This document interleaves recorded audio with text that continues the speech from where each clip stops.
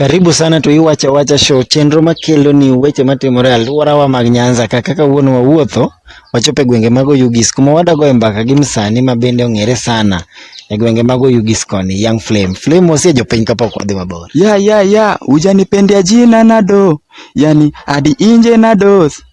Ya Yangflame. Mimi najitambulika ka Yangflame.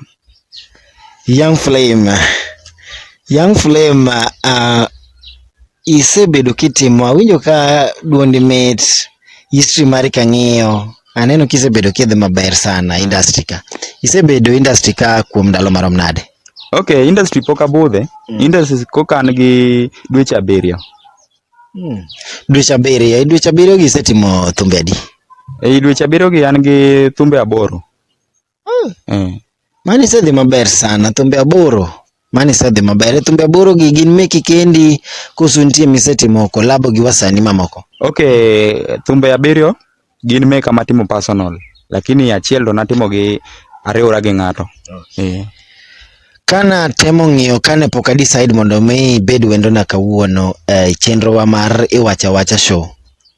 Kana temo ng'iyo mtandao Facebook pages mag wasanii mopogore Oyugis, YouTube channel na neno ka in msanii madhi maberie moloyo wasanii mamoko gi. Nyiswa ni to siri mane ma in go ma joma moko gi onge go momiyo i dweche 7 idhi maber molo jogi? Okay, siri mantie go ok en siri moro maduong' malich mapani ji okia. En siri ma inyayudo ka en ng'at mamjanja nyaka yude ji 3 moko mong'eyo. Ing'eni bedo msanii ok en ga ni koro iluongi ni msanii. Mano ok bedo msanii. Bedo msanii en ng'iyo niya an msanii tadwa ni adhi next level. Onego atim ang'o mondo adhi next level? Mano gima nanyanyiso msanii. Koro in kaka Yangflame kani chako timo wendi mokwongo ang'eni pogruok nitie nigi wendi mane timo mogik.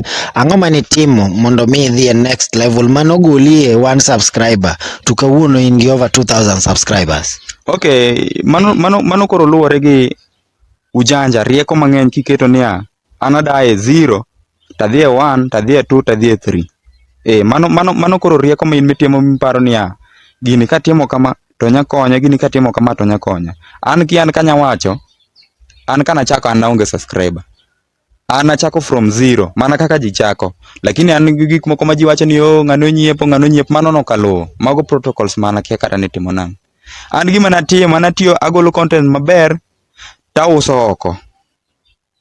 Amiyo joma nya view, amiyo bloggers go iwinjo.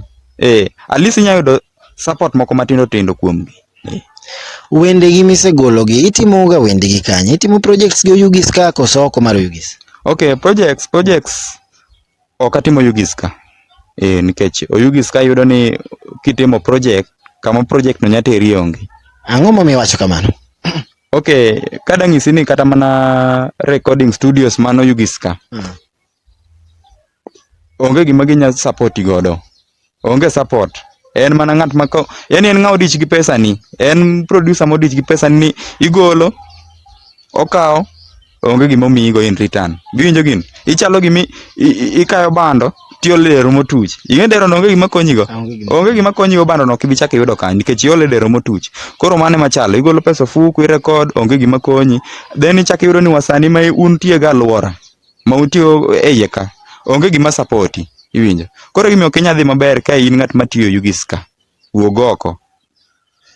Flame pogruok mane ma in go gi e kindi in gi wasanii mamoko gi kodok korka kaka iuso tiji kigolo thumbe gi steps mage mikawo kodgi manyalo pogore gi wasanii mo Oyugis ka? Okay.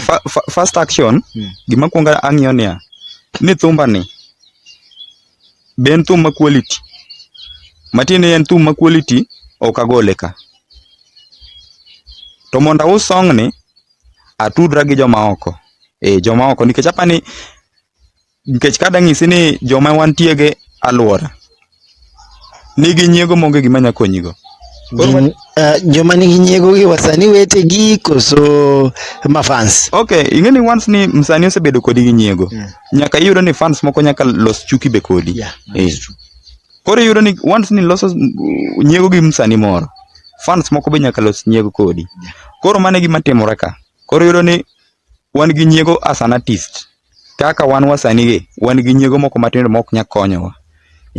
Yarane tie wachno, ma wane chenro mari wacha ukwa tu free, yarane tie nyiego ni. Okay. Wami ranyisi achiel mondo apani nya understand go gima otemo wacho ni. Adami, as in, nitie kata na video manada timo 1,000 street 1,000 apani ng'eya cyber kanyo.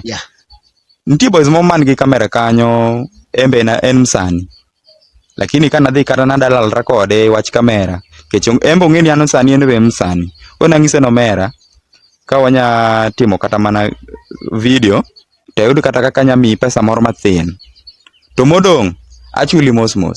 Igeni msanii nokonya yie. En odwaro 10k, moko ng'ado na to 9k.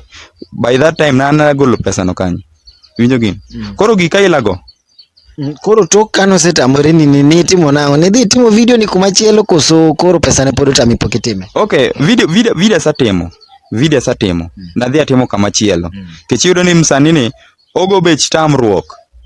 Ogo ni bech tamri. Koro okay, kaka winji timo wuoye temo dhire kaka msanii wadu ma Oyugis ki expect ni beto nyalo go ni to dhi ogo ni bech tamruok. Okay, mane gima timore. Adhi kaka msanii nikech en ng'awo ng'eyamba ng'e. Koro adhi mondo ayud support kuome kaka wadwa.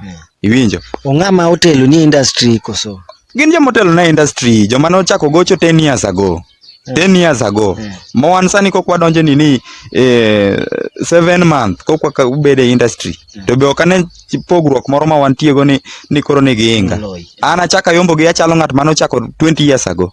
Winjo. Magin makoro gichalo ng'ano chako 2 days.